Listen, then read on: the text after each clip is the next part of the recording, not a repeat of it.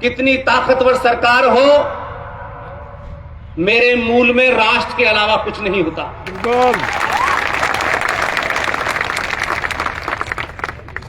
इसलिए मैं कोई बात किसी को खुश करने के लिए नहीं कहता। भाषा की मर्यादा में मैं अपनी बात पूरी ताकत से रखता हूं। मेरी बात से कोई नाराज होता हो तो कल होने की जगह वो अभी हो जाए।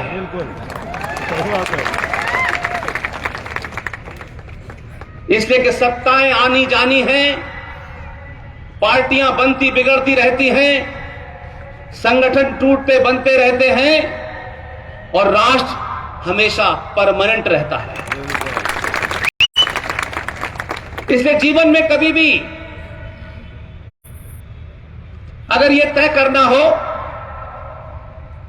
कि पार्टी, संगठन और तमाम दूसरी चीजों में से कुछ चुनना हो, तो जब जब आप राष्ट्र को चुनेंगे तो ध्यान रखिएगा, सत्ताएं आपकी चौखट पे नाक रगड़ के पूछेंगी करना क्या है।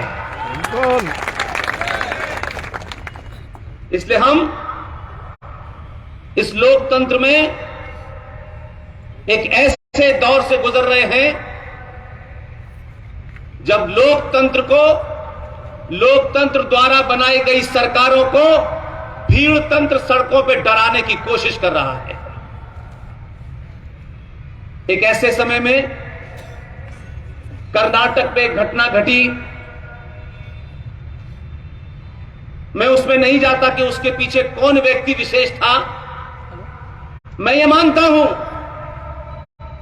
आपका जनसमूह मुझ जैसे साधारण आदमी को सुनने के लिए अगर आया है तो यह सारा क्रेडिट आपको है कि आपके कारण सत्ताएं बदल नहीं रही हैं। सत्ताओं पे बैठने वालों को समझ में आ गया है कि अब सत्ता पे बैठ करके हम अपनी मनमानी नहीं कर सकते। जो सत्ताओं के दलों की जो भूमिका है, जो समाज की धड़कन है, अगर उसका कोई भी विरोध भी करता है तब भी उस विरोध के कारण कर्नाटक की विधानसभा में स्वतंत्र वीर सावरकर की तस्वीर आपके दबाव में लगती है। कोई नेता, कोई पार्टी, संगठन ये न समझे कि किसी ने ये काम किया है। हमको बहुत कुछ पता है दिल्ली में रहते हुए। बिल्कुल। इसलिए इस बदलाव को किसी पार्टी और संगठन तक सीमित मत रखिएगा। संगठन अपने स्वार्थ में परिभाषा बदलते हैं, राजनीतिक दल अपने स्वार्थों में मैनिफेस्टो में ऊपर नीचे करते हैं, लेकिन आपका दबाव रहेगा तो सत्ता पे बैठने वाले लोग इस भारत की संसद के अंदर ऐसा भी इतिहास रचते हैं जिसकी कल्पना कोई नहीं करता है। और लोग समझते हैं कि सरकार में एक्स ने या वाई ने कोई बड़ा काम किया है। आपने जब से अपने मुद्दे बदले हैं, जब से अपना एजेंडा बदला है, आपने हमें रोजगार चाहिए, प्याज के दाम कम कर दो, पेट्रोल के दाम कम कर दो। ये जो सनातनी हिंदू ने भीख मांगने की परंपरा से आगे बढ़ के कहा कि हमको ये कुछ नहीं चाहिए, आप सनातन की रक्षा में सनातन को तोड़ने वाले, सनातन को खत्म करने वाले, सनातन के खिलाफ सड़कों पे हत्याएं करने वालों को समाप्त कर दिए। हम आपके साथ खड़े हैं। इसी का नतीजा है कि भारतीय संसद के इतिहास में दिल्ली में बैठने वाले नेताओं के पीछे जब आपने एक ताकत का मुजाहरा किया, प्रदर्शन किया और बार बार सरकारें इस बात पर नहीं बदली कि आज प्याज के दाम ज्यादा बढ़ गए हैं, बेरोजगारी बढ़ गई है, मेरी जाति के 2 मंत्री नहीं बने, मेरी जाति के लोगों को ये नहीं बनाया, वो नहीं बनाया। इस दबाव ने भारतीय संसद के अंदर एक ऐसी अभूतपूर्व घटना घटी जिसका जिक्र इसलिए करना चाहता हूं कि ये घटनाएं मुझे मालूम है कि सत्ताएं और पार्टियां आप तक नहीं पहुंचाएंगी, क्योंकि उसमें कुछ मर्यादा है और मर्यादा में रहने से कभी कभी आपके अंदर जो पुरुषार्थ का भाव पैदा होता है वो भी नहीं बताने से उनकी मजबूरी है। इसलिए मैं इन दोनों चीजों से अलग हूं, इसलिए आपके सामने बात रखता हूं। आप सबने सुना, पूरी दुनिया ने देखा कि भारत की संसद के अंदर धारा 370 हट गई, 35 पे हट गई। ज्यादातर सनातनी हिंदू समझता है कि एक प्रपोजल आया, एक प्रस्ताव आया, उसे पास हो गया और उससे धारा हट गई। और कश्यप ऋषि की धरती पर जिन आताताइयों ने, जिन आक्रांताओं ने कश्यप ऋषि के वंशज जो कश्मीर में शांतिपूर्वक अपनी उपासना करते थे, उसमें से 2500 लोगों का कत्ल किया, 5.5 लाख लोगों को, उन सनातनियों को भागने पे मजबूर कर दिया। वहां एक धारा थी, उस धारा को हटाने के लिए संसद के दोनों सदनों में आपका बहुमत होना जरूरी था, लेकिन एक सदन में आपका बहुमत नहीं था। आप यहां से जब इस बात को कनेक्ट करेंगे तो आपको समझ में आएगा कि इस सभा में बैठा हुआ एक एक व्यक्ति, मेरी मां, बहन, बेटी, कितनी महत्वपूर्ण भूमिका उसने निभाई है, इसका अंदाजा आपको लगेगा। ऐसे नहीं था कि संसद में गए और बात रखी, बिल पास हो गया। ये पूरे देश में जो जागृति की क्रांति चली है, इस क्रांति में ना कोई ब्राह्मण है, ना कोई ठाकुर है, ना कोई बनिया है, ना कोई दलित है, ना कोई ऊपर है, ना कोई नीचे है। जिस दिन आपने इस क्रांति का मुजाहरा, प्रदर्शन 2014 में किया, उस दिन देश के, दुनिया के लोगों को समझ में आ गया कि 700 साल के बाद सनातनी पहली बार जागा है। और आपके जागने की ऐसे ही नहीं था कि आप जाग गए फिर सो गए, जाग गए फिर सो गए। आपकी गिनती को देख करके पूरे देश में लगता है कि आपने कसम खाई है कि अगले 500 साल तक सोना नहीं है। इस धारा 370 का जो प्रस्ताव आया, संसद के उस सदन में आया जिस सदन में सत्ताधारी पार्टी का बहुमत नहीं था। सोचा कभी आपने ये? लेकिन जब समाज जागृत हो जाता है, ऊंच नीच से हट जाता है, अपने मुद्दों को मुद्दा समझता है, ये तथाकथित तत्कालिक मुद्दों पे जो बहकाए जाते हैं, उन मुद्दों के अलावा जब वो ये समझता है कि राष्ट्र सुरक्षित रहेगा तो सत्ता में बैठने वाला राष्ट्र की चिंता करेगा। तो भारत के एक सदन के अंदर जिसमें बहुमत नहीं था, आपका दबाव था कि सत्ता पे बैठने वालों को पता था कि 2014 में हमने ये वादा किया है कि 370 हटेगी, धारा 35 पे हटेगी और राम मंदिर का भी फैसला हो। ये तमाम वादे हम 70 साल से देख रहे थे, मैनिफेस्टो में आते थे, चले जाते थे। सरकारें बनी आपकी, पूर्ण बहुमत से नहीं बनी, फिर भी बनी।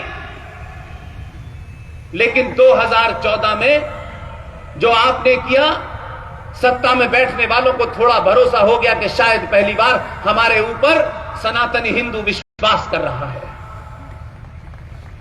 आपको लगा कि शायद बहुमत बहुत कट टू कट दिया है, तो आपने बिना सवाल पूछे, बिना अपने निजी स्वार्थों, अपनी जाति के स्वार्थों को एक तरफ रखा और 2019 में उस बहुमत को इतना शक्तिशाली किया कि ये मैसेज दे दिया, आप काम करें, बहुमत देना हमारा काम है। और तब राज्यसभा में सत्ताधारी पार्टी का बहुमत नहीं था, लेकिन आपका दबाव नेताओं के सर पर था और वहां प्रस्ताव रखा गया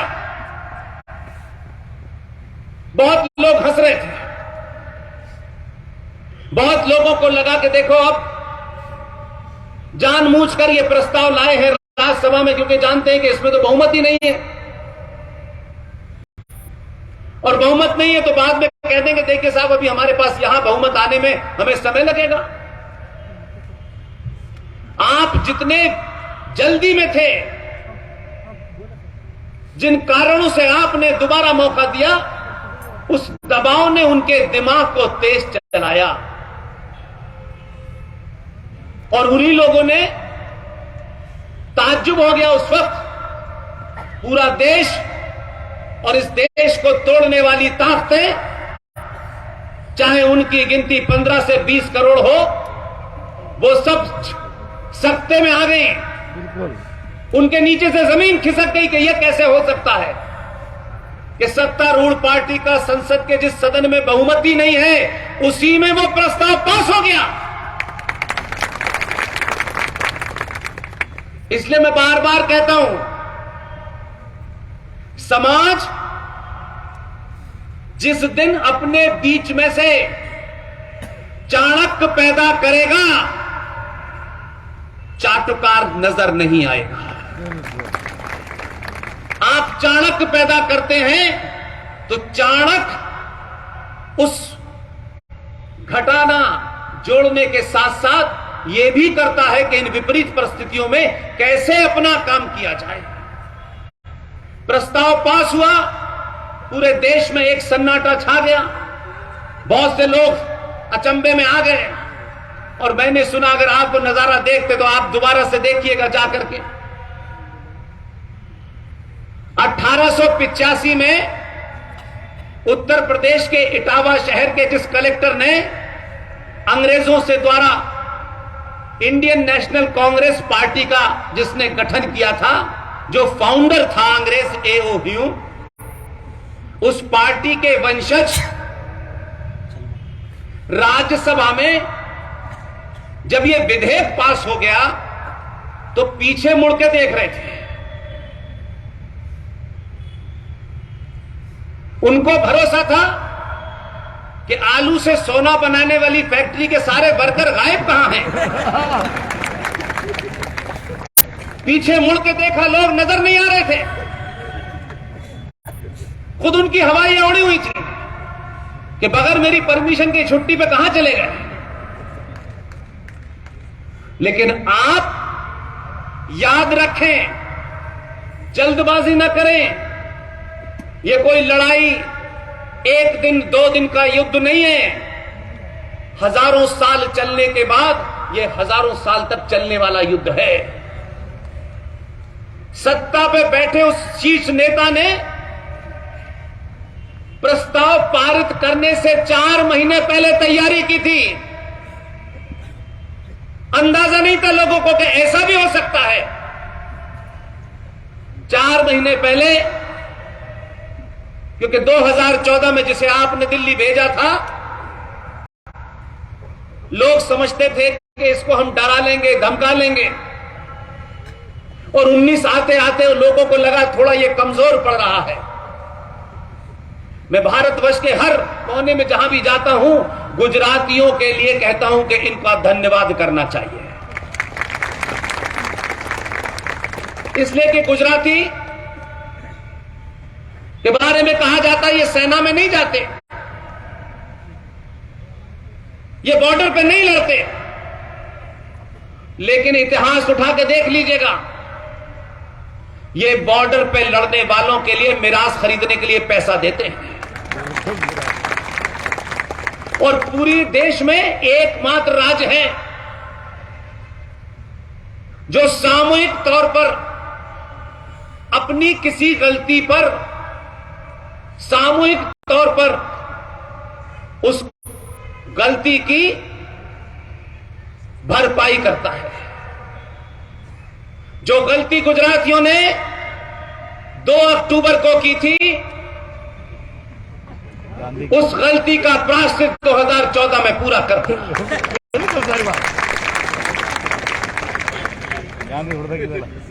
और जब उनको लगा कि 2014 में बेचने वाला आदमी उसको कुछ लोग घेरने में लगे हैं। हमारा भारतीय समाज तो किसी स्टेशन पर, किसी पोस्ट ऑफिस में खड़े खड़े अगर कोई साथी पेन भी आपसे 1 मिनट के लिए मांग ले तो अपना पेन वापस लेने के लिए उसके सर पे खड़े रहते हैं। हम उसको भी इतनी मोहलत नहीं देते कि अगर चलो 10-5 रुपए का पेन चला गया तो चला गया। गुजरातियों का दिल देखिए, 15 साल से ठोक पीट कर डॉक्टर बनाया, सर्जरी करना सिखाया, बिना पैसे वालों ने देकर के दिल्ली भेज दिया। और दिल्ली में जब उसने सर्जरी पूरी की तो लगा कि अब पहला वाला डॉक्टर थोड़ा कमजोर है, तो 19 वाले को भेज दिया। और 19 वाले को पता था कि मुझे किस काम के लिए भेजा है। वो अपने काम के एजेंडे में फिट है बिल्कुल। 4 महीने पहले संसद के जितने भी नियम कानून होते हैं उनको खूब पढ़ा और पढ़ने के बाद एक नतीजे पे पहुंचा कि संसद के अंदर ये एक परंपरा कई सालों से चली आ रही है कि हमारे यहां जो सांसद चुन के जाते हैं उनकी अलग अलग कमेटियां बनती हैं, अलग अलग चीजों का उनको ट्रेनिंग दी जाती है। इसी तरीके से बहुत सारे डेलीगेशन बाहर जाते हैं। कोई किसी देश की लोकतंत्र की पढ़ाई करने जाता है, कोई कहीं वहां की डिफेंस की स्थिति को देखने जाना चाहता है। ऐसे तमाम डेलीगेशन भारतीय संसद की परंपरा में चलते रहते हैं। 4 महीने पहले एक डेलीगेशन बना कि आप नीदरलैंड जाइए और वहां पानी की क्या व्यवस्था है उसे देख के आइए। अब 4 महीने पहले किसी को हवा में पता नहीं था कि जब वो डेलीगेशन का निर्माण किया जा रहा था तो उसमें एक साहब ने पूछा कि भैया आपने डेलीगेशन जो आप नीदरलैंड भेज रहे हैं पानी की व्यवस्था को देखने के लिए, हमें खुशी है कि आपने हमें मौका दिया, लेकिन इस डेलीगेशन में भारतीय जनता पार्टी के लोग कम क्यों हैं? तो उसमें से किसी ने कहा कि मोदी जी का कहना है सबका साथ सबका विश्वास। 4 महीने पहले एक डेलीगेशन की तैयारी की गई और जिस दिन राज्यसभा में धारा 370 और 35A का प्रस्ताव लाना था, इतना खतरनाक है 19 वाला कि उसने जिस डेलीगेशन में 50 लोगों को भेजा उसमें ज्यादातर आलू की फैक्ट्री में सोना बनाने वाले वर्कर थे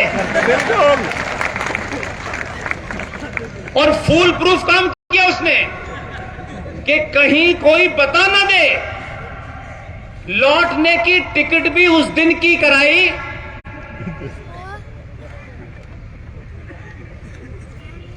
जिस दिन उसे प्रस्ताव नहीं रखना था। जिस दिन प्रस्ताव रखना था उस दिन वहां से फ्लाइट भी नहीं आती थी और बिल पास हो गया। मैं सिर्फ इस बात को इसलिए बार बार बताता हूं कि नेता बहुत आसानी से काम करते हैं, ये मैं नहीं मानता। ये गलतफहमी मत रखिए कि ये हमारा है तो जल्दी काम करेगा। आप वाला देर में ही काम कर रहा है आजकल। नेता नेता होता है, इसलिए अपना हो या पराया, अगर राष्ट्र को सबसे ऊपर रखेंगे तो पराया भी आपके गुण गाने लगेगा और अपना भी आपके गुण गाने लगेगा। इसलिए मैं ये नहीं जानता कि वो किस व्यक्ति के कारण हुआ है, मैं सिर्फ ये जानता हूं कि एक ऐसा योद्धा, एक ऐसा वीर जो काले पानी में भी रहा, जिसने यातनाएं झेली, और एक ऐसे परमवीर, उनकी तुलना आजकल बहुत होती है हर छोटी छोटी बात पर, और आपके राज्य में उनके बारे में तो पोस्टर लगाने पे आग लग जाती है।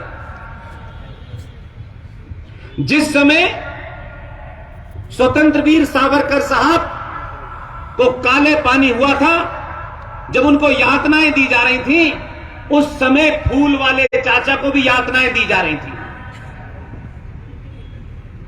लेकिन फूल वाले चाचा की यातनाएं इतनी गजब की थी कि उनको सुबह सुबह यह पूछा जाता था कौन कौन सा अखबार पढ़ेंगे, नाश्ते में क्या लेंगे, और खाली वक्त में अपनी बेटी को चिट्ठी कब लिखेंगे और कैसे लिखेंगे। तो आज स्थिति यह हो गई है कि इन 70 सालों में हमारे अपने लोगों ने इतना झूठ बोला है, इतना झूठ बोला है कि सनातनी हिंदू समाज अब शायद यह समझने लगा था कि हम तो झूठ सुनेंगे भी नहीं, और अगर कोई सच बोल रहा है उसको भी झूठा साबित कर देंगे। लिहाजा आप सच सुनने लगे हैं, अपने निजी स्वार्थों से ऊपर उठने लगे हैं, इसलिए आज कर्नाटक की असेंबली में सावरकर की फोटो लग गई है।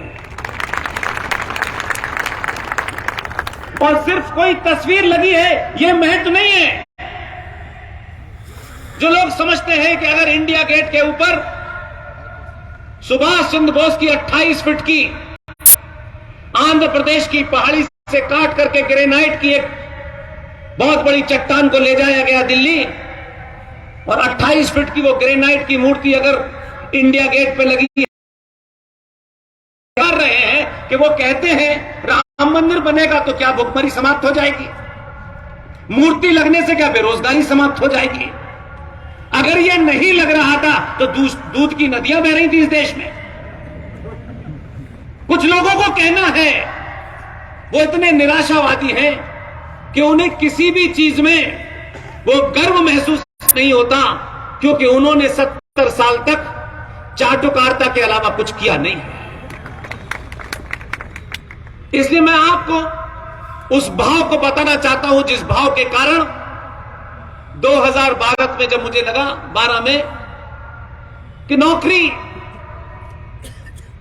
बहुत बड़ी भी हो, साधारण भी हो, तो नौकरी करने से एक घर होगा, एक साधारण जीवन जी सकते हैं आप। लेकिन बहुत पैसा कमा करके 10 गाड़ियां होंगी, कोई बड़ा फार्म हाउस होगा, और आपके बच्चे रोज विदेश जाएंगे, यही आप समझते हैं। दुनिया के किसी इतिहास में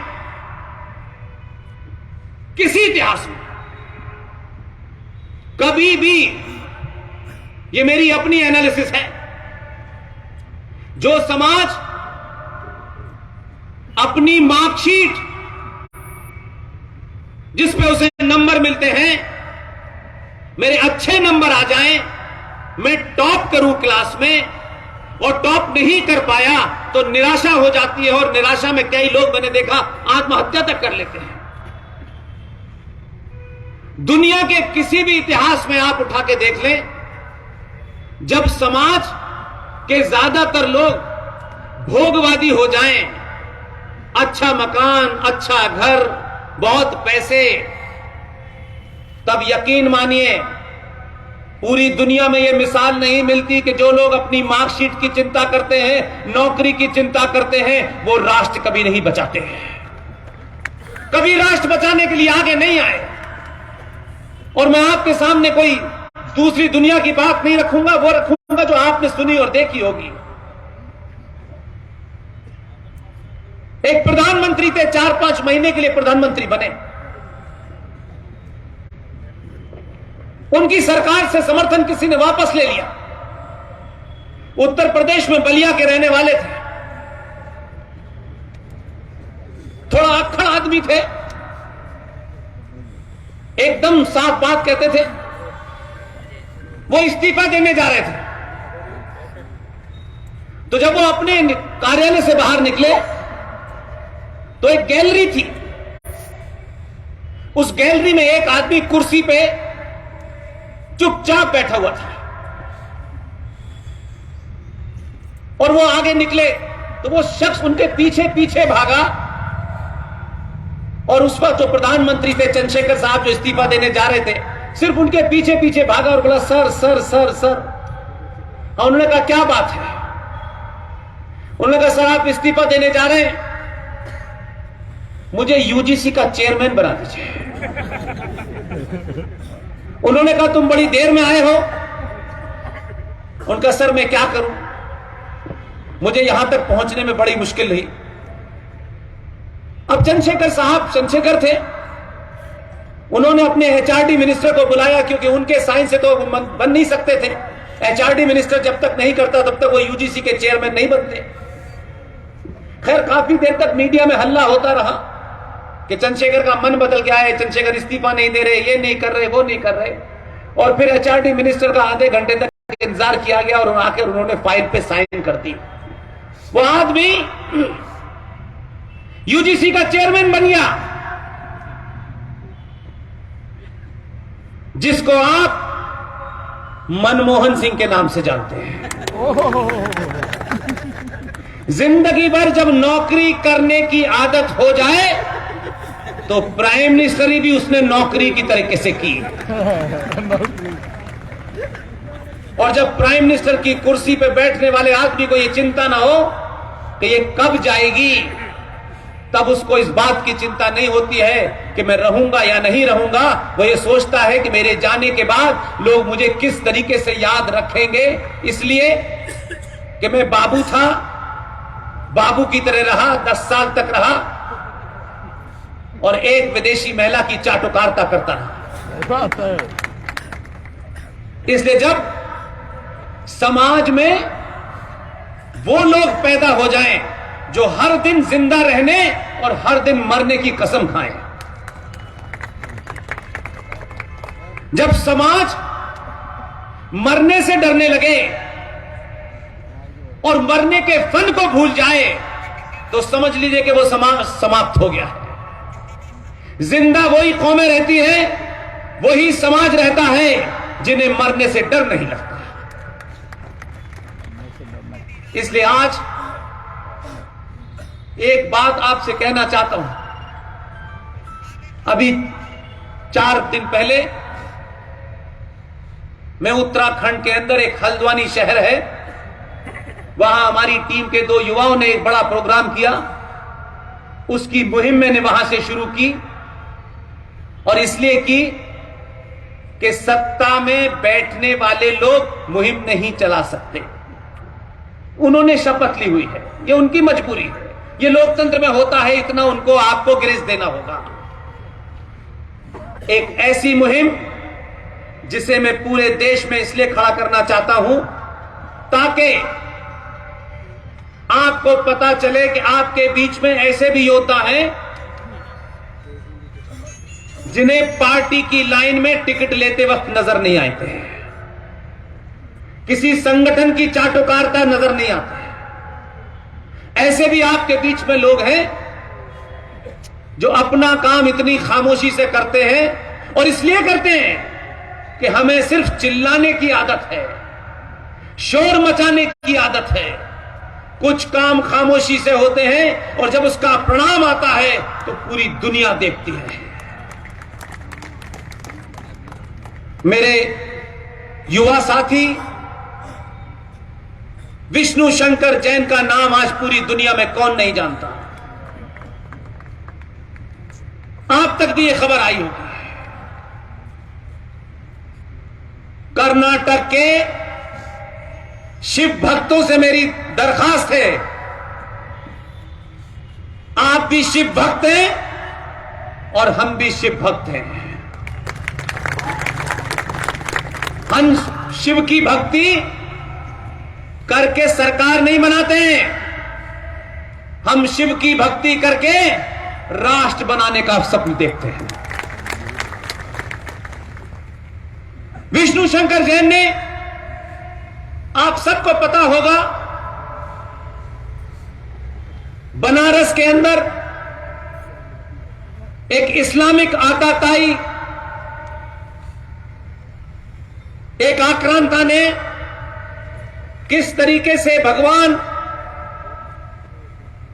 शंकर की मूर्ति को तोड़ करके उसे खंडित कर दिया था। कैसे उस नंदी के सामने बैठे हुए 400-450 साल से भगवान शिव के उस मूर्ति को ऊपर से ढक करके, यानी लोग बेईमानी भी करें तो बेईमानी में भी अकल चाहिए होती है।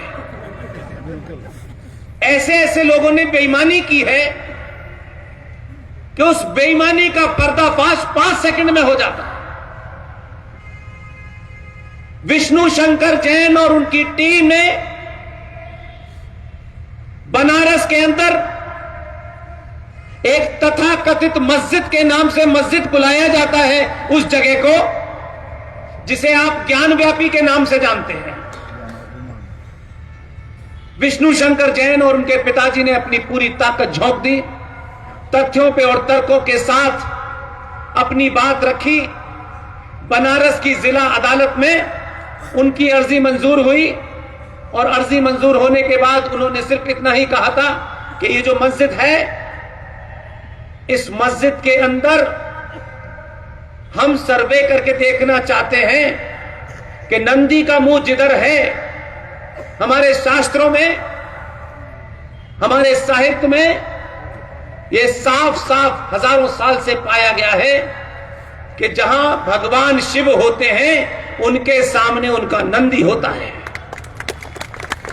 लेकिन जिस भगवान के ऊपर पिछले 450-500 साल से सनातनी हिंदू बनारस में दूध चढ़ाने जाता है, वो असली नहीं है। वो औरंगजेब जो इस्लामिक आक्रांता था उसके खंडित किए हुए मूर्ति है। लेकिन हम उसी के ऊपर जल चढ़ा रहे थे और ये समझते थे कि हमने बाबा विश्वनाथ के ऊपर जल चढ़ा दिया है, अब बाबा विश्वनाथ हमारा भला करेंगे। वो बाबा विश्वनाथ जिनके अंदर प्राण है, वो भी सोचते होंगे कि 95 करोड़ सनातनी हिंदू ये मेरी व्यथा नहीं समझ पा रहा है कि मेरा नंदी मेरे सामने नहीं है, तो फिर मैं यहां क्यों हूं। और इस दौर में हर एक को एक मौका मिलेगा। मुझे भी मिला, डॉक्टर मोहन गुप्ता जी को भी मिला, और जिन लोगों ने यहां मुझे बुलाया उनको भी मौका मिला। आपको भी मौका मिलेगा। उस वक्त ये मत सोचिएगा कि मैं कौन सा वाला शिव भक्त हूं। ये मत सोचिएगा कि मैं ब्राह्मण हूं, मैं बनिया हूं, मैं ठाकुर हूं, मैं दलित हूं। इस युद्ध में हर एक की भूमिका तय है। आप अपने अंदर उस पुरुषार्थ को जाने, उन क्षमताओं को पहचाने और अपनी क्षमता के हिसाब से अपनी भूमिका तय कर लें और बिना किसी को बताए काम में लग जाएं। आप ध्यान रखिएगा, इतिहास लिखा जब जाएगा तो कोई ये नहीं पूछेगा सरकार किसकी थी, ये नहीं कोई पूछने वाला है। किस सरकार में हुआ कोई नहीं पूछने वाला है। सिर्फ यही पूछेगा कि एक साधारण से परिवार में जन्मा हुआ आदमी,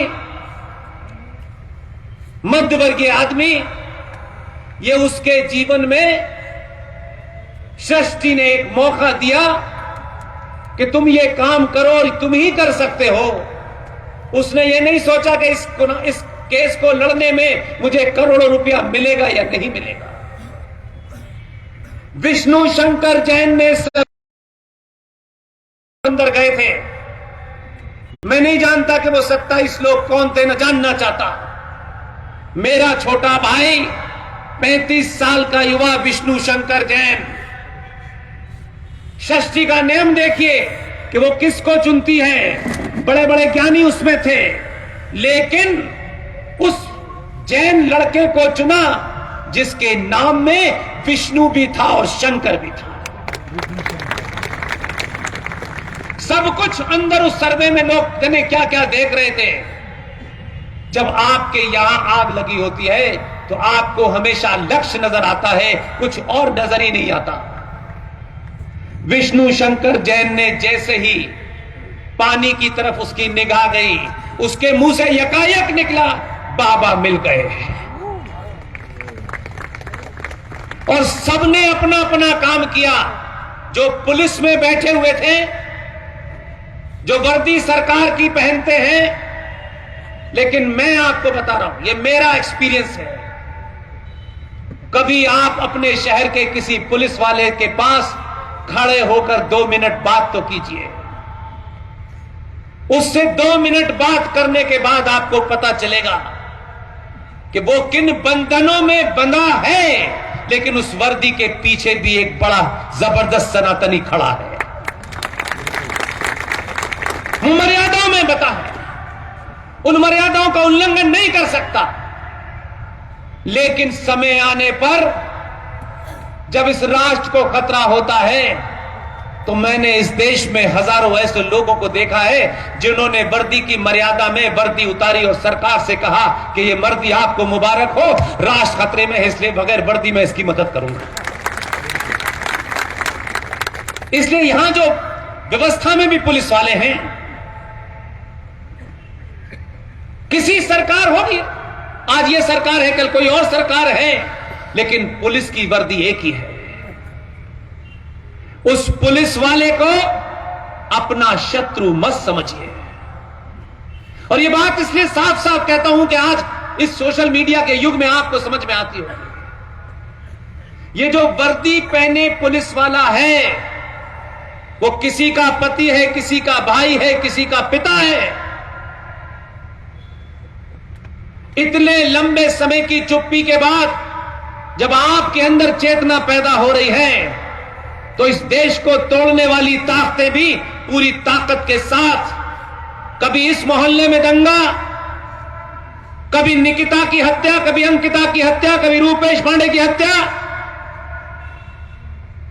कभी श्रद्धा के 35 टुकड़े, ये ऐसे ही नहीं हो रहे। इसके पीछे एक लंबी फिलॉसफी है। इसलिए याद रखिएगा, इस देश को तोड़ने वाले लोगों और इस देश को बचाने वाले लोगों के बीच में एक आखिरी दीवार रह गई है, जिसे आप पुलिस कहते हैं। वो पुलिस को पत्थर नहीं मार रहे,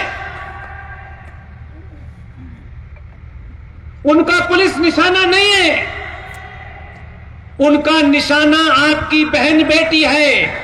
ये मानिए कि ये पुलिस हटी तो हर घर में श्रद्धा होगी, हर घर में निकिता और अंकिता होगी। इसलिए अकेले में इनके मिलकर के इनके दर्द का भी हाल लीजिए और इनको भरोसा दिलाइए कि अगर समय पड़ा, राष्ट्र के लिए अगर इनको अपनी बदली को भी त्यागना पड़ा, तो इनके बीवी बच्चों की जिम्मेदारी समाज की होगी, किसी और की नहीं। ये भरोसा होता है तभी हरियाणा के अंदर एक डिस्ट्रिक्ट कोर्ट में एक जज का बयान सुनिए, उससे पता चलेगा। हत्यारा हो, डकैत हो, गुंडा हो, बदमाश हो, सब किस्म चलेगा, क्योंकि वो हमारा है। आप अपने बीच में से कोई बहादुर कुछ करते करते भी अगर मारा जाता है, तो आप उसके साथ नहीं खड़े होते हैं, आप उसके अंदर से एक चरित्रवान देखते हैं। नहीं, इसके साथ खड़े होने से लोग हमारे बारे में क्या सोचेंगे। मैंने यहां आने से पहले सुना है, मेरे आने से भी कुछ लोगों को तकलीफ थी, अर्जी देने गए थे, अर्जी लेने वालों को यह पता था कि बड़ी संख्या में 20,000 लोग आज इकट्ठा होंगे, तो ये जिसको सुनने आ रहे हैं, इसको रोका कैसे जाए। तो व्यवस्था ने कहा कि व्यवस्था का जो काम है वो करेगी, लेकिन उसको रोका नहीं जाएगा। यह आपकी ताकत के कारण है। इसलिए मैं एक मुहिम जो मैंने अभी हल्द्वानी से शुरू की है, और इतनी बड़ी संख्या में आप हैं, मुझे भरोसा दिलाइए, इस मुहिम में हर आदमी भागीदार बनेगा। और यह मुहिम कोई पार्टी वार्टी की नहीं है, मेंबर बनाने की नहीं है, इस राष्ट्र को सुरक्षित करने की एक मुहिम है।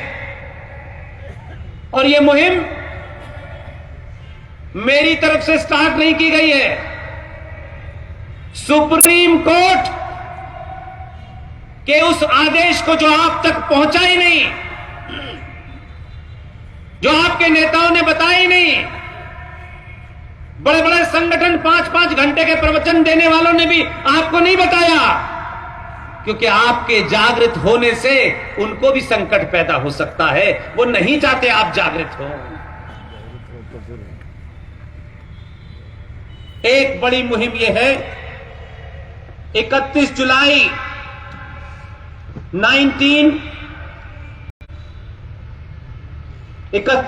2018, यह डेट किसी को याद नहीं है, क्योंकि हम सब को और दूसरी डेट याद है। 31 जुलाई 2018 सुप्रीम कोर्ट ने एक आदेश दिया। जब आपको नहीं पता तो पुलिस को कैसे पता होगा, डिस्ट्रिक्ट मजिस्ट्रेट को कैसे पता होगा, इस देश की व्यवस्था को कैसे पता होगा। और एक बहुत बड़ा वर्ग है जो यह चाहता है कि यह आपको पता ना चले। मेरा काम सिर्फ इतना ही है कि आपको सच बता दूं, तथ्यों पे बता दूं, ताकि आप जब समाज में खड़े होकर के बोले तो आपकी बात को कोई चैलेंज न कर सके। 31 जुलाई 2018 को सुप्रीम कोर्ट के 2 जजेस, जस्टिस अरुण मिश्रा जी, जस्टिस अमिताभ रॉय साहब, इन्होंने एक बड़ा फैसला दिया। और इतना बड़ा फैसला दिया है कि अब उसे कोई रोक नहीं सकता, अब कोई सुप्रीम कोर्ट जा नहीं सकता। लेकिन इसकी चर्चा क्यों नहीं हो रही? क्योंकि आजकल तो यह बताया जा रहा है कि हमें हर मस्जिद में शिवलिंग क्यों ढूंढना है, 50 साल के लिए देवी देवताओं को भूल जाओ, अब तो हमें मजे लेने दो भाई। अब तो संकट यह है कि उन्होंने नई नई परिभाषा निकाली है कि जो हिंदुस्तान में रहता है वो हिंदू है, हमें किसी की घर वापसी क्यों करनी है? ये सवाल जरा उनसे भी पूछिए कि भाई कभी इन मुद्दों की तरफ भी बता देते, कभी निकिता पे भी मुंह खोल लेते, कभी नुपुर शर्मा पे भी मुंह खोल लेते, कभी उस गरीब कमलेश तिवारी की हत्या जो 2 जिहादियों ने लखनऊ की सड़कों पे की, उस कमलेश तिवारी की मां लखनऊ की सड़कों के ऊपर अपना सर पीट रही थी, उस वक्त कोई हिंदूवादी गया उसके पास? कहां चले गए थे ये सुबह से लेकर शाम तक हिंदुत्व पे ज्ञान देने वाले लोग? इसलिए ऐसी बातों का जिक्र वो नहीं करेंगे। उनकी चिंता यह है कि समाज जागृत क्यों हो रहा है, क्योंकि आज हमारा स्वार्थ यह है कि यह जागृत ना हो और उतना ही जागृत हो जितना हम चाहें। यह नहीं हो सकता। यह संचार क्रांति ने एक ऐसा सैलाब पहुंचाया है कि मेरी बात में अगर तथ्य और दम होगा तो कर्नाटक के बीदर में 20,000 लोग और महिलाएं और बेटियां मौजूद होंगे। दुनिया के हर कोने में यह आवाज जाएगी और कोई भी पूरी एक विनम्रता के साथ, शालीनता के साथ चुनौती देता हूं, इस मंच से अगर मैं कोई तथ्य झूठा रखूं और आप उसे साबित कर दें, मैं मंच से उतर जाऊंगा। झूठ फैलाने, आपको खुश करके तालियां बजाने नहीं आया हूं। रात का 1 बजे हो, सुबह का 8 बजे हो, मेरी बात पूरे तौर से फैक्ट के ऊपर, तथ्यों के ऊपर मौजूद होती है। उसका रेफरेंस, डेट, टाइम सब बताता हूं। सिर्फ हवा में नहीं कह देता हूं कि 40,000 साल पुराना डीएनए है, ये नहीं कहता मैं। यह आधुनिक दौर का सनातनी है। अगर झूठ बोलोगे तो चौराहे चौराहे पकड़ लेगा, ध्यान रखिएगा। इसलिए 31 जुलाई 2018 को भारत की सुप्रीम कोर्ट के जजेस जनाब अरुण मिश्रा जी और जनाब अमिताभ रॉय साहब ने एक फैसला दिया और अपने फैसले में यह कहा, क्योंकि पिटीशन हमारे छोटे भाई विष्णु शंकर जैन ने लगाई थी। मोहन भाई, आपने भी नहीं सुना होगा, यह मैं दूसरी बार बोल रहा हूं। और अभी वो जो हल्द्वानी में जो मैंने बोला था वो अभी शायद यूट्यूब के ऊपर आया नहीं। वो दिन मैं मानता हूं, रोने से काम नहीं चलेगा, किसी दूसरे को बुरा भला कहने से काम नहीं चलेगा। अपने मतलब की चीज पकड़िए और पूरी ताकत से लग जाइए।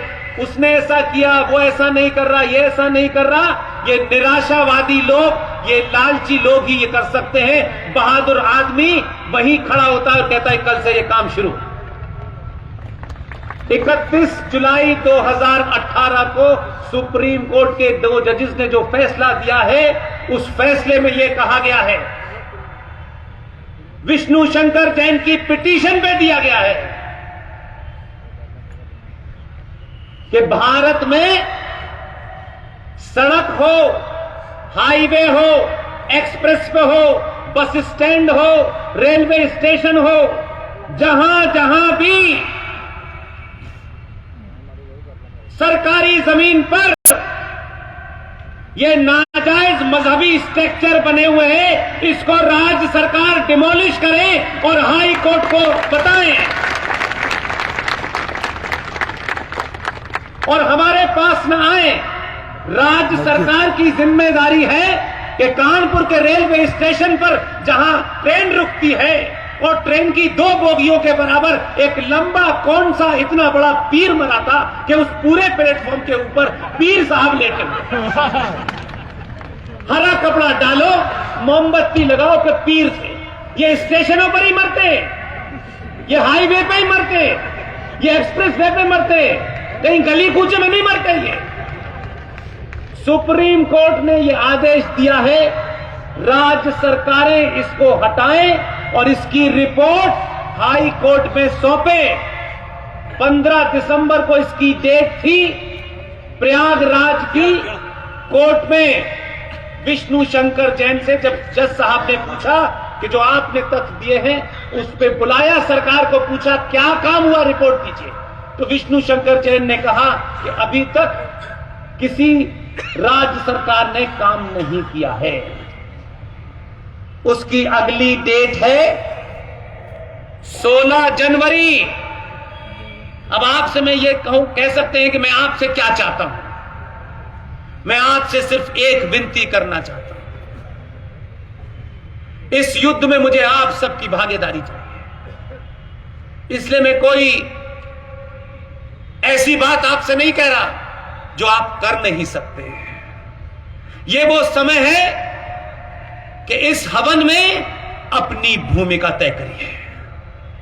इसलिए मैं जो मेरे सोशल मीडिया के अकाउंट्स हैं उनको कभी सार्वजनिक नहीं कहता, क्योंकि वो मेरा हिस्सा नहीं है, लेकिन इस मुहिम के लिए मुझे उसका इस्तेमाल करना पड़ रहा है। सोशल मीडिया पे आपने अलग अलग चैनलों पे अलग अलग जगह बहुत देखा होगा, एक वी सपोर्ट पुष्पिन कुलशेष नाम का यूट्यूब चैनल है, हमारे सपोर्टर्स ने बनाया हुआ है। वो चाहे उसमें RS सिंह साहब हो, GD बख्शी हो, सुशील पंडित हो, ललित अंबरदार हो, अंकुर शर्मा हो, प्रोफेसर कपिल कुमार हो, प्रोफेसर पवन सिन्हा हो, ये तमाम सारे लोग जो देश भर में एक यज्ञ कर रहे हैं, उन्हीं की स्पीच उस पर वो डालते रहते हैं। इसी तरीके से मेरा फेसबुक का अकाउंट जो है वही वेरीफाइड है। उस फेसबुक के पेज का नाम है पुष्पेंद्र कुलश्रेष्ठ, वेरीफाइड पेज है। मेरी आप सबसे विनती है कि यह काम मुझे मेरी लीगल टीम ने मुझे सौंपा है। जितनी ईमानदारी से वो कोर्ट में अपनी बात रख रहे हैं, उतनी ही ईमानदारी से मैं आपसे अपनी बात रख रहा हूं। इस सभा में बेटा बेटी, मां बहने, पिता जो भी हैं, जिस भी उम्र के हैं, इस दौर में हर एक के पास मोबाइल है। मेरा फेसबुक अकाउंट है पुष्पेंद्र कुलश्रेष्ठ, वेरीफाइड। आपको कुछ नहीं करना है।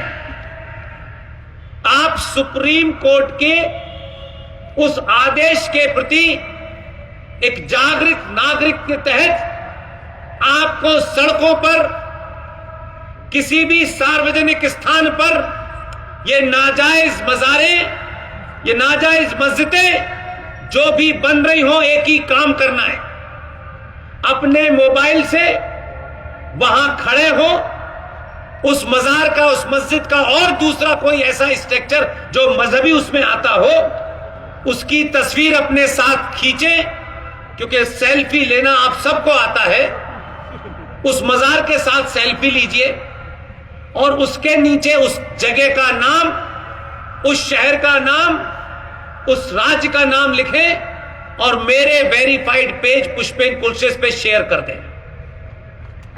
हमारी टीम के पास अरबों खरबों रुपया नहीं है,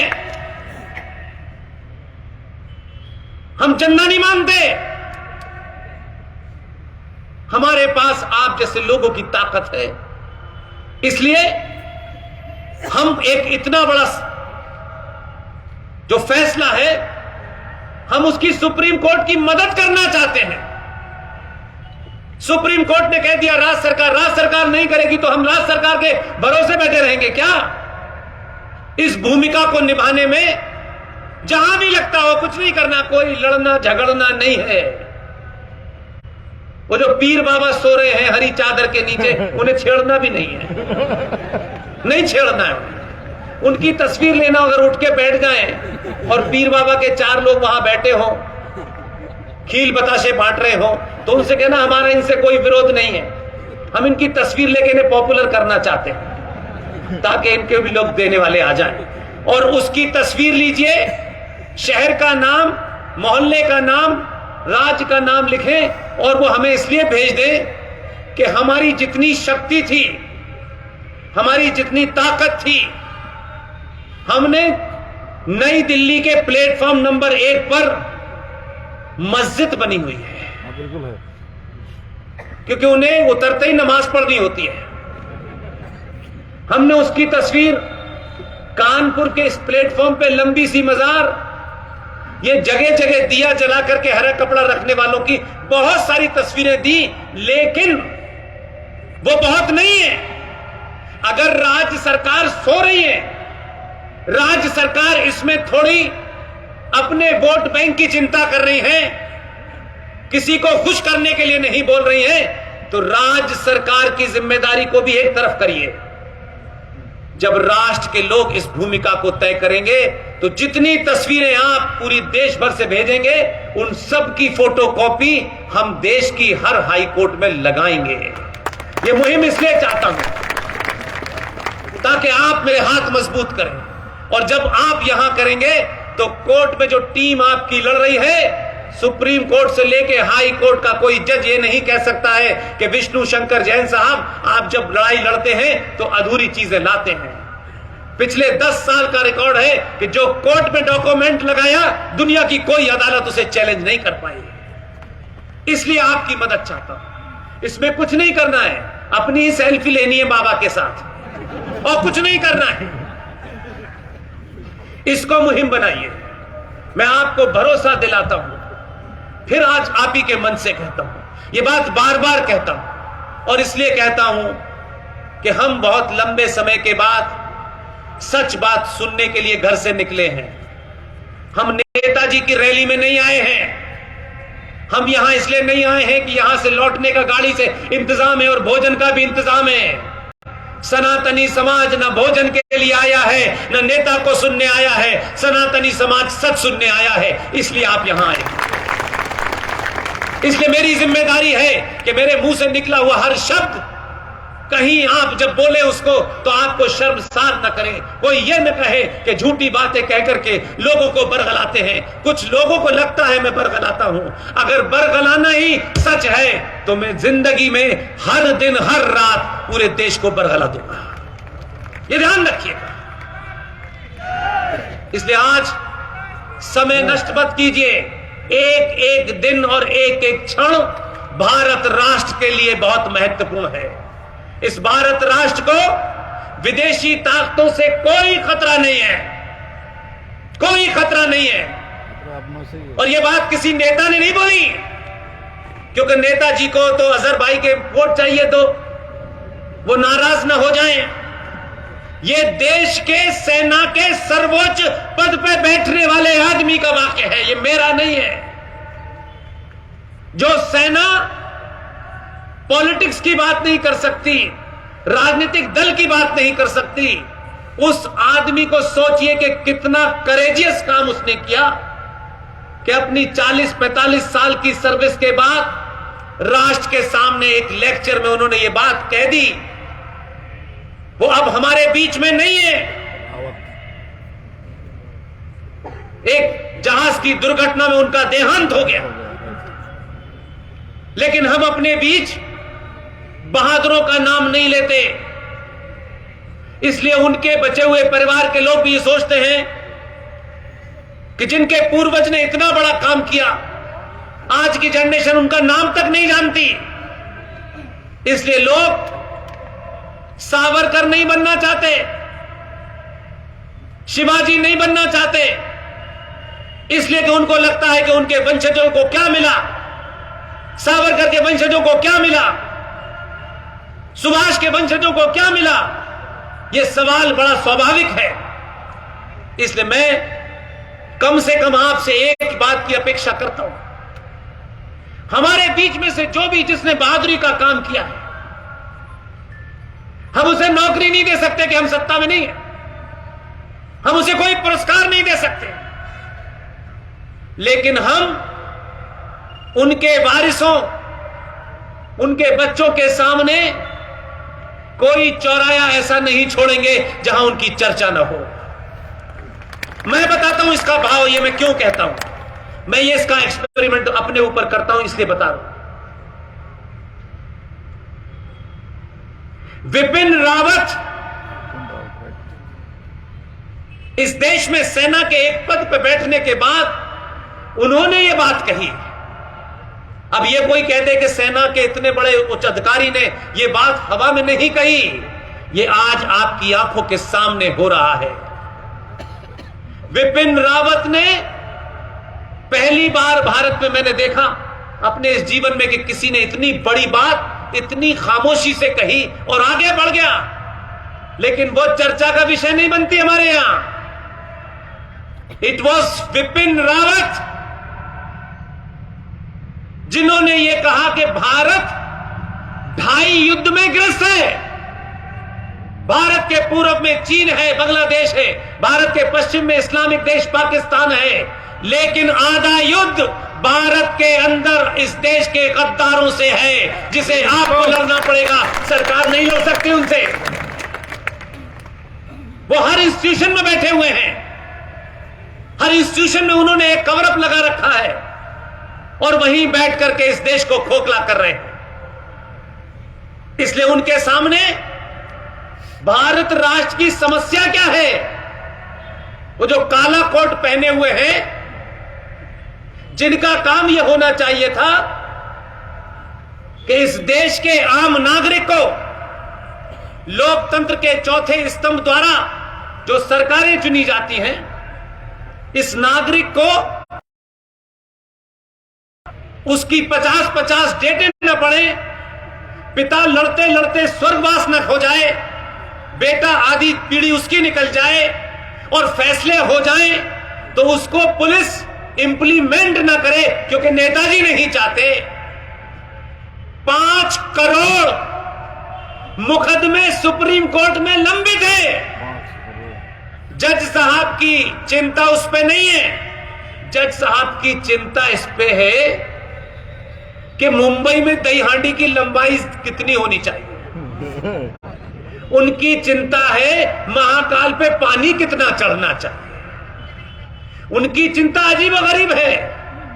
उनकी चिंता यह है कि समाज में हेट फैल रहा है, समाज में इंटॉलरेंस बढ़ रहा है। लेकिन जज साहब ने कब बोलना शुरू किया, ये कब कहा? जब आतंकियों का इनकाउंटर होने लगा। जज साहब को यह इंटॉलरेंस तब नजर नहीं आ रही थी जब अंकित सक्सेना को दिल्ली में आतताइयों ने, क्योंकि उन्होंने, अंकित सक्सेना ने और एक इस्लामिक आक्रांता हो सकता है, वो इस्लाम को मानने वाले किसी एक परिवार की बेटी से मोहब्बत हो गई और बेटी भी अंकित सक्सेना से मोहब्बत करने लगी। उसने अपने परिवार में पूरी ईमानदारी से कहा कि मुझे अंकित सक्सेना से प्यार है, मैं उससे शादी करना चाहती हूं। दोनों बालिग थे। वो लड़की अपने घर से निकलती है अंकित सक्सेना के घर जाने के लिए, लेकिन उस बेटी का बाप, उसको यह नागवार था कि बेटी, एक मुसलमान की बेटी एक हिंदू लड़के से प्यार करे और प्यार की में अंधी होकर के शादी करने मेरे घर के सामने चली जाए। उसके भाइयों ने और उसके पिता ने, उसके चाचा ने और ताऊओं ने मिल करके, आप उनकी मक्कारी देखिए। वो बेटी वहां पहुंचती है, उन्होंने बेटी को कुछ नहीं कहा, अंकित सक्सेना को तलवारों से उसके 75 टुकड़े कर दिए। यह दिल्ली में हुआ। तब जज साहब ने नहीं कहा यह इंटॉलरेंस बढ़ रही है। कश्मीर में कश्यप ऋषि के वंशजों को उनकी उपासना के कारण इस्लामिक जिहादी मुसलमानों ने मारा। यह मैं नहीं कह रहा, यह पूरा देश कह रहा है। तब इंटॉलरेंस की चर्चा नहीं हुई इस देश में। दिल्ली में एक सरकार के कहने पर, प्रधानमंत्री के दिशा निर्देश में 3,500 सिखों की इसलिए हत्या की गई कि किसी सिख का नाम लिया गया कि उसने इंदिरा गांधी को मारा है। 3,500 सिखों को सड़कों पे मार दिया गया। तब इंटॉलरेंस नहीं थी। मई 2014 से दिसंबर 2021 तक हमारी टीम ने, हम कोई फालतू काम नहीं करते, हमारे पास समय नहीं है, हमारे पास साधन नहीं है, फिर भी हम ये मानते हैं कि हम इसका रोना नहीं रोएंगे। वाजपेयी जी पूरे देश में मई 2014 से लेकर के दिसंबर 2021 तक ऐसा डाटा हिंदूवादियों के पास नहीं मिलेगा। उन्हें ये डाटा थोड़ी रखना है, क्यों? उन्होंने तो परिभाषा बदल दी है। 277 इस देश में सनातनी बेटियों और हिंदू लड़कों का मॉब लिंचिंग में हत्या की गई। किस शहर में मारा, किस हथियार से मारा, कौन से थाने में रिपोर्ट है, कंप्लेन है या FIR है, पूरा रिकॉर्ड हमारे पास है। तब इंटॉलरेंस नहीं बढ़ रही थी। सनातनी ने सिर्फ अभी 700 साल के बाद इतना ही कहा है कि तुम्हारी बकवास हम टॉलरेट नहीं कर रहे, तो भी इस देश में इंटॉलरेंस बढ़ गई है। अभी तो सिर्फ सनातनी ने इतना ही कहा है कि तमीज में रहना, अपनी औकात में रहना, अपनी लिमिट में रहना। लिमिट क्रॉस करोगे तो फिर हम अनलिमिटेड हो जाएंगे। इतने में इंटॉलरेंस बढ़ रही है।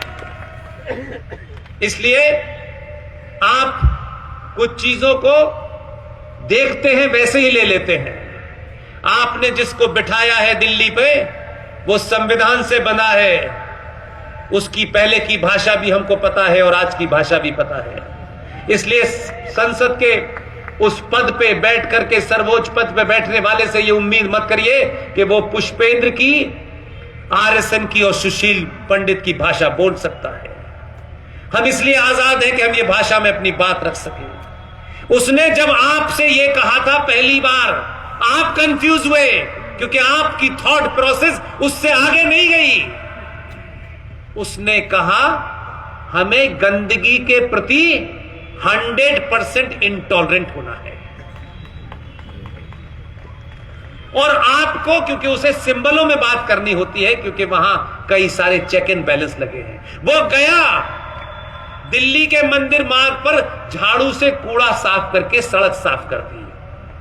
सड़क साफ की उसने, आपको बताया कि मैंने सड़क साफ की है, लेकिन इस सड़क पे जो गंदगी चल रही है उसे आपको साफ करना है। इसलिए अपनी भूमिका जब तय करेंगे तो आपको मजा आएगा। लिहाजा मैं इस बात के लिए आपके बीच में आया हूं, वोट आप किसी को दें, न मैंने कभी कहा न मैं कभी कहूंगा, लेकिन एक बात जरूर कहता हूं, आज शिव भक्त हो आप या ना हो, आपका सरनेम क्या है मुझे इसमें भी कोई इंटरेस्ट नहीं है। मेरे लिए इस पूरी सभा में किसकी क्या जाति है, कौन किस पार्टी का है, बिल्कुल भी नहीं है। मेरे लिए यहां 20,000 सनातनी योद्धा हैं। उन सनातनियों को सच बात में रखूं, इसलिए आपके नाम के आगे शर्मा लगा है, वर्मा लगा है, सिंह लगा है। ये वैसे ही है जैसे पोस्टमैन को मकान ढूंढने के लिए अलग अलग मकान नंबर चाहिए होते हैं। अगर नंबर नहीं होगा मकान का अलग अलग, तो इसकी चिट्ठी इसके पास चली जाएगी और इसकी चिट्ठी इसके पास चली जाएगी। जाति आपकी निजी पहचान है, ये सरनेम आपकी निजी पहचान है। आपसे मेरा निवेदन है, घर के अंदर रहें, घर की चार दीवारी में रहें, तब तक आप ब्राह्मण, बनिया, ठाकुर, दलित जो हैं रहें। जब घर की दहलीज, जब घर की वो सीमा लांग करके बाहर निकले, तो अपनी निजी पहचान घर छोड़ के आए और सिर्फ ये माने कि मैं सनातनी हूं और कुछ नहीं। और ये भी नहीं कहता कि हर वक्त आपको ऐसा दिखना है। जो कपड़ा पहनना है पहनिए, जो फैशन करनी है करिए। कपड़ा पहनने से कोई सनातनी नहीं होता।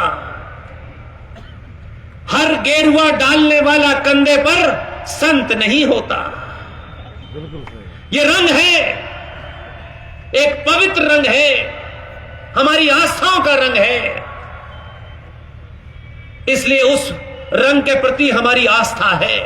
लेकिन यह जरूरी नहीं है कि संत के पास अगर वो रंग है तो यह संत की ही जिम्मेदारी है कि वो ही आपको बताएगा। संतों को अपना काम करने दीजिए। आधुनिक युग में पैंट शर्ट में भी संत पैदा होते हैं। इसलिए काम क्या कर रहा है, कैसे कर रहा है, यह महत्वपूर्ण है। लिहाजा 5 साल में एक दिन मेरी बात को अपने घर जाके सोचिएगा। और मैंने कहा आपके कि मेरी टीम में जो लोग हैं, जिस दिन भी आपको मुझ जैसा कोई आदमी किसी पार्टी, किसी नेता, किसी संगठन के कार्यालय में टिकट लेने के लिए आपको नजर आए, उस दिन सब कुछ समाप्त। इसलिए ये बात कहता हूं, हम नहीं चुनाव लड़ रहे, ना हम लड़ेंगे, लेकिन जो लड़ रहे हैं उसमें आपको तय करना है, मुझे तय नहीं करना। और एक ही बात तय करेंगे तो देखिए आपकी जीत होगी। भारतीय राजनीति के केंद्र में इस 70 साल के सफर में कभी सनातनी हिंदू था ही नहीं। जब भी चुनाव होते हैं, सत्ताओं पर बैठने की बात आती है, तो सबसे पहले तय होता है कि छोटे भाई का पजामा बड़े भाई का कुर्ता को क्या चाहिए, वहां से इंची लेफ्ट शुरू करना। हर पार्टी की बीमारी है ये, और उनका दिल ही नहीं भरता। उनको सब कुछ दे दो, संविधान को रौंदते हुए भी दे दो, तब भी वो कहते हैं हमें तो बड़ा डर लगता है यहां पे। तो सीरिया चले जाओ, डर दूर हो जाएगा, वहां डर लगने से पहले ही समाप्त हो जाएगा खेल। इसलिए मैं कह रहा हूं, भारतीय राजनीति के केंद्र में एक पॉलिटिकल साइंस के स्टूडेंट की हैसियत में जब मैं देखता हूं तो मानता हूं कि इन पिछले 10 सालों में एक बड़ा परिवर्तन क्या हुआ है। एक बड़ा परिवर्तन यह हुआ है कि भारतीय राजनीति के डिस्कोर्स में पहली बार सनातनी हिंदू आया है, और इस बात को इतना आगे ले जाना है। मैं फिर कह रहा हूं, संविधान में बहुत सारी चीजें हैं जिस पे मेरा रिजर्वेशन है, मैं उसकी बात अभी नहीं कर रहा, लेकिन जैसा भी है 1935 के गवर्नमेंट ऑफ इंडिया एक्ट की कार्बन कॉपी है, उसमें धारा 28 है, उसमें धारा 30 है जो राष्ट्र विरोधी है। मैं अभी भी उस पर बात नहीं कर रहा, जैसा भी है तब भी हम उस संविधान को मान रहे, आप भी उसे मानने पे बात है, लेकिन उस संविधान को रौंद दिया 70 सालों में और एक पैरेलल संविधान खड़ा कर दिया गया है। और हमसे कहा जा रहा है कि आप बाबा साहब अंबेडकर के उस संविधान को मानिए, और उनसे कहा जा रहा है इस संविधान को मत मानिए, हमने आपके लिए एक अलग से संविधान बना दिया है। उस संविधान में क्या क्या है? आजाद भारत की संसद में, क्योंकि अभी एक बेटी आपके बीच में से जिसने वंदे मातरम गाया, मेरे मन में थोड़ा सा शक था, लेकिन वो शक बाद में समाप्त हो गया, और फिर मुझे लगा कि यहां सिर्फ 20-22 हजार लोग नहीं आए हैं, इसी समय में करोड़ों लोग मेरी बात सुन रहे हैं। उसका असर बता, जब उस बिटिया ने वंदे मातरम गाना शुरू किया तो मुझे थोड़ा सा इस बात का शक था कि कहीं मेरी मौजूदगी में ऐसा ना हो जाए, लेकिन मुझे खुशी है कि किसी भी रास्ते से आई यहां के आयोजक तक ये बात पहुंच गई। हो सकता है मुझसे पहले भी कोई आया हो, तब भी उसने वंदे मातरम पूरा गाया, हो सकता है, लेकिन क्योंकि मैं इस मुहिम से जुड़ा हुआ हूं, इसको चला रहा हूं, इसलिए जब उसने पूरा वंदे मातरम गाया तो मुझे बड़ी संतुष्टि हुई। और इस संतुष्टि का एक कारण है, मैंने कहा यह मेरा निजी कुछ नहीं है, ये जो 15 अगस्त 1947 है, जिसे पढ़ते पढ़ते हमारे बाल काले से सफेद हो गए। बताया जाता है कि 15 अगस्त 1947 को भारत आजाद हुआ था, यही सुना है आपने? बताइए हाँ या ना में। ये कहां लिखा है? कहां पे लिखा है 15 अगस्त 1947 को भारत आजाद हुआ था?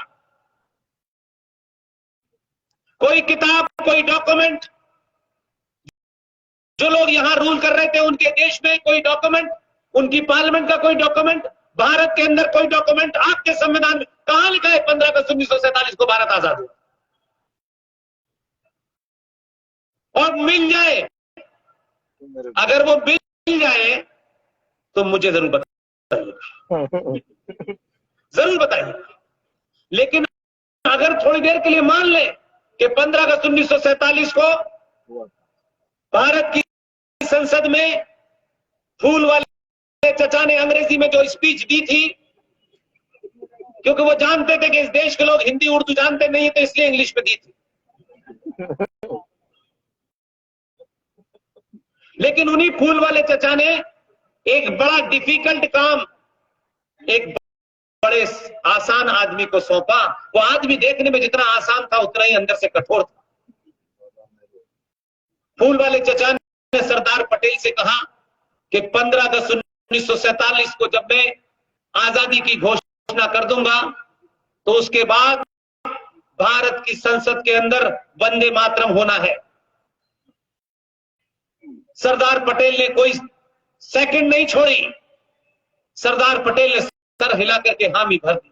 इसलिए मैंने कहा शोर मचाने की आवश्यकता नहीं है। सरदार पटेल ने 14 तारीख को देश के एक बहुत बड़े संगीतकार, जो उस वक्त मुंबई में नहीं थे, मद्रास में थे, उस जमाने मोबाइल भी नहीं होता था, उनके ऑफिस से फोन किया और उन्होंने कहा कि सरदार पटेल भारत के गृह मंत्री आपसे बात करना चाहते हैं। आधे घंटे बाद फोन आ गया वापस। उन्होंने कहा कि सरदार साहब से बात करनी है, मेरे पास फोन आया था। उन्होंने कहा मैं सरदार पटेल भारत का गृह मंत्री बोल रहा हूं। उन्होंने कहा मुझे आपसे एक निवेदन करना है कि मैं चाहता हूं इस आजाद भारत की संसद में आप वंदे मातरम गाएं। उस वक्त के लोगों का चरित्र देखिए, इसलिए उनको कोई पुरस्कार मिला या नहीं मिला ये मैं नहीं जानता, लेकिन उनका चरित्र इतना था कि आज भी देश का सनातनी जानता नहीं उसका नाम, क्योंकि आपको तो आदत पड़ गई है। किसकी आदत पड़ गई है आपको पता है? आपको आदत पड़ गई है टेलीविजन में ये देख करके कि कौन सा हीरो सुंदर है। आप तो तैमूर के अब्बा को ढूंढते हैं कि यही है। तैमूर की अम्मी को कहते हैं यही सुंदरता की पराकाष्ठा है। अगर गलती से तैमूर की अम्मी मैरिन ड्राइव पे अपने तैमूर के साथ घूमे और बारिश आ जाए तो बच्चा चिल्लाने लगेगा अम्मी कहां है। आपने 8 घंटे 10 दिन तक मेकअप कर करके टेलीविजन पे 30 सेकंड के विज्ञापन देख करके सुंदरता की परिभाषा गढ़ दी है। ऐसा नहीं था कि आपके पास सुंदरता की परिभाषा गढ़ने के लिए इतिहास में और वर्तमान में महिलाएं नहीं थी, क्योंकि हमें ये बताया नहीं गया कि हमारे अंदर पहले वो आए ऊंट की पीठ में बैठ करके जो खजूर तोड़ रहे थे, फिर बाद में आए कोट पैंट टाई वाले फ्रॉड, और हम समझने लगे कि यही दुनिया के ज्ञानी है। लिहाजा हमने अपने बीच के हीरोज को, अपने बीच के योद्धाओं को कभी योद्धा नहीं समझा, क्योंकि वो देखने में स्मार्ट नहीं लगता। इसलिए अगर भारत के इतिहास में से कोई सुंदरता की परिभाषा है तो शिवाजी की मां जीजाबाई है। और क्योंकि यहां नौजवान बच्चे बच्चियां बैठे, इस काल में अगर सुंदरता की परिभाषा को ही आत्मसात करना है तो बाहुबली की देवसेना है। लिहाजा सरदार पटेल ने जब उनसे कहा कि आपको आना है और वंदे मातरम गाना है, तो उस आदमी का चरित्र देखिए। उन्होंने सरदार पटेल से एक लाइन कही, मैं आऊंगा वंदे मातरम गाऊंगा, लेकिन इस खंडित भारत में मैं खंडित वंदे मातरम नहीं गाऊंगा। सरदार पटेल को देखिए, जो काम उन्होंने खामोशी से किए हैं, इस राष्ट्र के लोगों को पता होना चाहिए, और आपको पता नहीं थे इसलिए आप कहीं और जा रहे थे। सरदार पटेल ने कुछ नहीं उनको जवाब दिया, हवाई हेलीकॉप्टर भेजा और वो वहां से शाम को उस हेलीकॉप्टर से दिल्ली आ गए।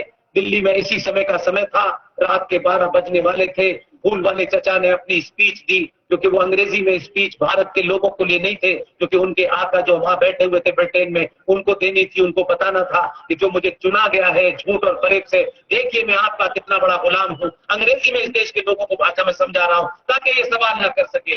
जब चचा ने अपनी पूरी स्पीच कर ली तो चचा नीचे उतर के बैठ गए, और चचा ने फिर सरदार पटेल की तरफ देखा और सरदार पटेल से कहा कि क्या इंतजाम है। सरदार पटेल ने कहा हो गया। सरदार पटेल ने बड़ा जबरदस्त इंतजाम किया, ऐसा इंतजाम किया कि आज मैं आपके सामने वो बात कह रहा हूं जिसमें आपको कोई ये नहीं कह सकता कि इसकी मांग, ये बात कहना किसी के खिलाफ है। सरदार पटेल ने, वो जो आए थे संगीतकार, जब उनकी तरफ देखा और कहा कि आप जाइए, जानते हैं उनका नाम क्या था? ये मैं इसलिए चिल्ला के कहता हूं, अगर किसी को कुछ दे नहीं सकते, उसकी तारीफ तो कर सकते हो, उसके पीछे उसका नाम तो ले सकते हो, ताकि हजारों अगर उसके वंशज कहीं भी हो तो वो ये सोचे कि उसके दादा नाना ने कितना बड़ा काम किया। उससे ही ये बात मैं इसलिए कहता हूं कि जब आप इतनी बड़ी तादाद में आते हैं, जब आप ताली बजाते हैं, जब आप आकर के मेरी बात सुनते हैं, तो जब मन से मॉडरेटर ये कहता है कि पुष्पेंद्र जी ने, हम धन्यवाद करना चाहते हैं पुष्पेंद्र जी का कि वो उन्होंने हमारा न्योता स्वीकार किया, मैं कहता हूं ये बिल्कुल गलत लाइन है, ये बिल्कुल गलत लाइन है। मैं आपका धन्यवाद करना चाहता हूं कि आप मुझे सुनने आए हैं। यहां तक आना आसान है, लेकिन घर से इतनी दूर आकर के बैठ करके एक ऐसी बातें जिससे कि आपको कुछ मिलने वाला नहीं है, लेकिन आपके अंदर वो भाव पैदा हो जाए कि आपके पूर्वज कौन थे, आप किसके वंशज हैं, ये भाव जिस दिन पैदा हो जाएगा, आप फटे कपड़ों में भी घूमेंगे तो दुनिया कहेगी कि कितना ताकतवर आदमी।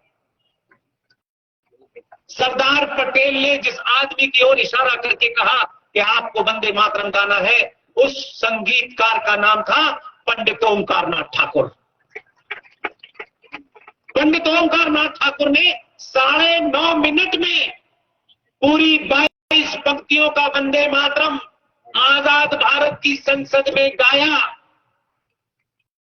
मैंने यहां से सवाल उठाया है, मैंने कहीं सुनी सुनाई बात नहीं कही है।